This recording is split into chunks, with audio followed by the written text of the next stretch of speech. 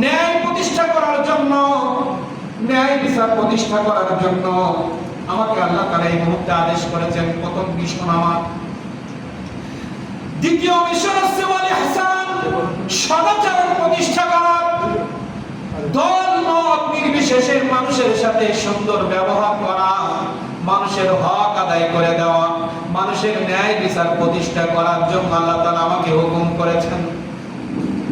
অসহায় মানুষের পাশে দাঁড়ানোর জন্য, সদাচরণ করার জন্য, সুন্দর ভাষায় কথা বলার জন্য, মানুষকে ভালোবাসা দেওয়ার জন্য, সদাচরণ করার জন্য আমাকে আল্লাহ তাআলা নির্দেশ করেছেন। আর আপনি মানুষের প্রতি বিনয়ী বলে মানুষ দলে দলে আপনার পাশে আসে, আপনার জন্য জীবন দিতে প্রস্তুত, দলে দলে মানুষ আপনার দিকে আছে। আপনি যদি কঠোর ভাষায় কথা বলতেন, আপনি যে মানুষের হক আদায় না করতেন, এই মানুষগুলোকে আপনি পাশে পেতেন না। এই মানুষগুলো পাশে আসে সদাচরণ করার জন্য ইহসান বাস্তবায়ন করেছেন বিধায় মানুষ দলে দলে আপনার কাছে আসে। এত ভক্তি শ্রদ্ধা কিভাবে আসলো? আমার রাসূল সাল্লাল্লাহু আলাইহি ওয়াসাল্লাম নিজের কোন বক্তব্যের কারণে এত, আল্লাহ তাআলা বলেন আমার মিশন বাস্তবায়ন করার কারণে আমি আল্লাহ, আমি যে রহমত আপনাকে দিয়েছি, যে কোরআন মাজিদ আপনাকে দিয়েছি, যে ইসলাম আপনাকে দিয়েছি, ইসলাম মানার কারণে, আমার আদর্শ মানার, আমার হুকুমত বাস্তবায়ন করার কারণে, আপনি বিনয়ী হওয়ার কারণে এই মানুষগুলো আপনার সাথে এত বিনয়ী, যেটা পৃথিবীর ইতিহাসে বিরল। কোন রাষ্ট্রের প্রধানের জন্য, কোন এমপি মন্ত্রীর জন্য, নিজের ভাইয়ের জন্য এত বিনয়ী কেউ হয় না। নিজের ভাইয়ের প্রতি এত শ্রদ্ধা ভালোবাসা কারোর থাকে না। দেশ থেকে চলে আসছে হিজরত করে আমার নবীজির কদমে এসে এত ভালোবাসা কিভাবে দেখালো? কোরআন মাজিদের মুজিজা। কিসের মুজিজা? ইহসান। এই ইহসান নবীজি প্রতিষ্ঠা করেছিলেন, আদল প্রতিষ্ঠা করেছিলেন। দল মত নির্বিশেষে সন্তান কি দেখে নাই, সাহাবী কি দেখে নাই, বাবা কি দাদা সেদিকে তাকায় নাই। যেই হোক না কেন, অন্যায় করলে তার বিচার সুষ্ঠুভাবে হয়েছে। রাস্তাঘাটের উন্নয়ন কম হয় নাই, হাসপাতাল কম হয় নাই, মসজিদ কম হয় নাই, উন্নয়ন কম হয় নাই, কিন্তু উন্নয়নের পিছনে ছিল অন্যায়। উন্নয়নের পিছনে ছিল অন্যায়, লুটপাট, ন্যায় বিচার ছিল না, ইহসান ছিল না। এই দুইটা কারণে আল্লাহ তাআলা তাদেরকে পরাজিত করে দেশ থেকে পালিয়ে যেতে বাধ্য করেছে। এখন এই ছয়টা মিশনের দিকে ছুটছে বাংলাদেশের মানুষ। সে ইসলাম বুঝুক আর না বুঝুক, ইসলাম বুঝে ছুটছে, ইসলাম না বুঝেও তারা দেখছে এই ছয়টা মিশনের পিছনে ছোটা ছাড়া বাংলাদেশের মানুষকে শান্তি দেওয়া সম্ভব নয়।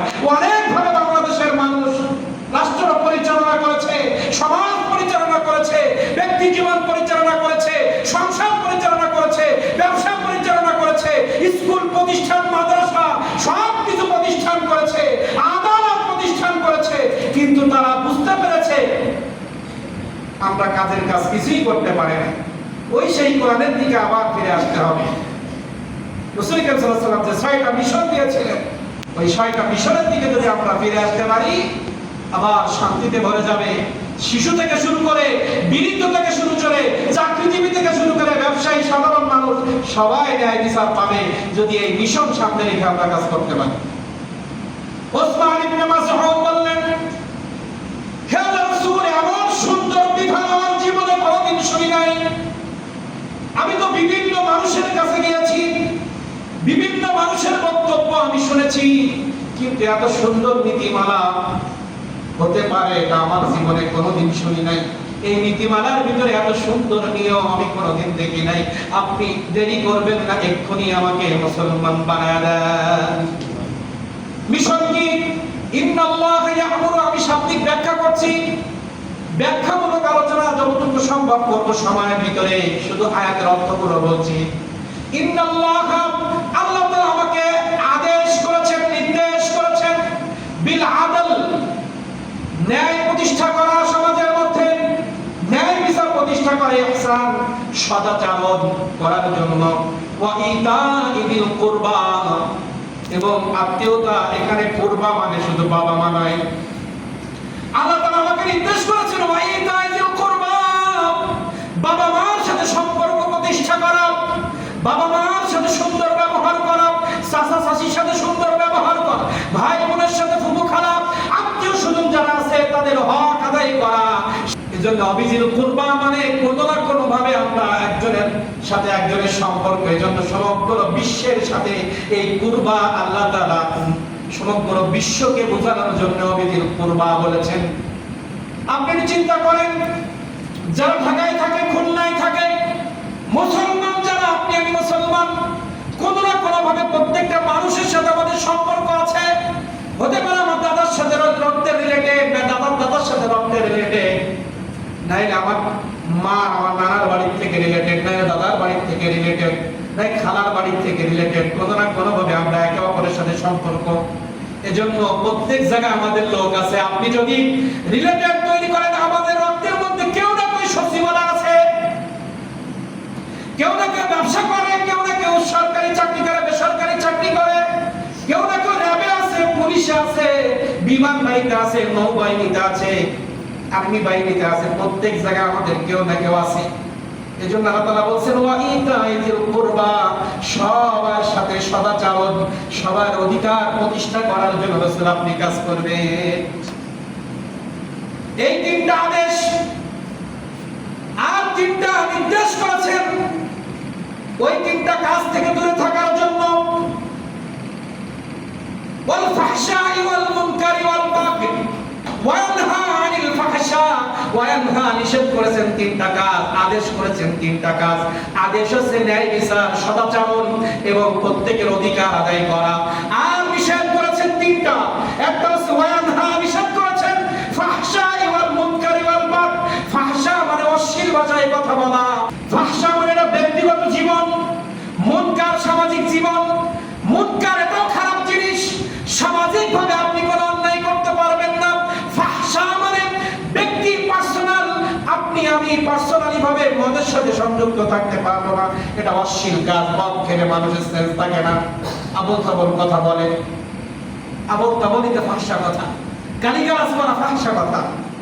ফাহশা মানে আপনি গানের সাথে জড়িত থাকতে পারবেন না, মদের সাথে জড়িত থাকতে পারবেন না, সুদের সাথে জড়িত থাকতে পারবেন না, ঘুষের সাথে জড়িত থাকতে পারবেন না। ওগুলো সব মুনকারের ভিতরে। সুদ ব্যক্তি জীবনকে ধ্বংস করে না, সমাজকে ধ্বংস করে। সুদটা চলে যাবে মুনকারের ভিতরে, নিজে মদ খাওয়া যাবে ফাহশার মধ্যে।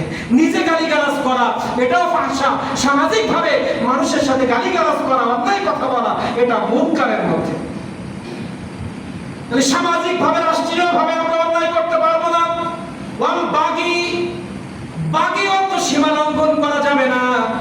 আপনার অনেক পানির চাপ হয়েছে, আপনার দেশ ধ্বংস হয়ে যাচ্ছে, আপনি ফারাক্কা গেট করেছেন, ভালো কথা, আপনি একটা সীমারেখা আছে, আপনি একটা মানুষের দেশের জন্য আপনি গেট খুলবেন, অবশ্যই তাদেরকে জানাতে হবে, তাই আপনি সীমা লঙ্ঘন করলেন। এই সীমা লঙ্ঘনকারীকে আল্লাহ পছন্দ করে না। আপনি যদি জানায় পানি ছাড়তেন, তাহলে 50 থেকে 54 লক্ষ মানুষকে নিরাপদ জায়গায় সরিয়ে দিতে পারত। আপনি না জানায় পানি ছাড়ছেন মানে আপনি সীমা লঙ্ঘন করছেন, আপনি হত্যাকাণ্ডের সাথে জড়িত, আপনি মানুষকে ধ্বংস করতে চেয়েছেন, আপনি মানুষকে ধ্বংস করতে চেয়েছেন। একটা দেশকে আপনি নিশ্চিহ্ন করার পরিকল্পনা এই মিশনের বাইরে কাজ করবে, সে হোক মুসলিম, সে হোক অমুসলিম। আপনি হুদুদ লাগি, আল্লাহ যে সীমারেখা দিয়েছেন, এই সীমারেখার বাইরে আপনি একটা কদম যদি পাও ফেলেন, আপনি মুসলিম হন আর অমুসলিম হন, আপনার বিচার, আপনার ধ্বংস আল্লাহ তাআলা দুনিয়ার জমিনে করবেন। পরকালে তো আছে লাগি, সীমা লঙ্ঘন করেছে, আল্লাহ ছেড়ে দিয়েছেন, সাবধান নাই। এটা আল্লাহর প্রতিশ্রুতি। আমি কিছুদিনের জন্য তোমাকে জমিনে ছেড়ে দিয়েছি, এ বলে মনে করো না রশি আমি ছেড়ে দিয়েছি, আমি ঘুড়িটা আকাশে উড়িয়েছি। কিন্তু হে ঘুড়ি, তুমি মনে করো না তুমি যে দেশে ইচ্ছা চলে যাবা, তোমার দড়ি কিন্তু আমার হাতের মধ্যে, আমার হাতের মধ্যে তোমার লাগাম। তুমি চাইলেও যেতে পারবে না, সীমা লঙ্ঘন করবে, পরিণতি হবে ভয়াবহ।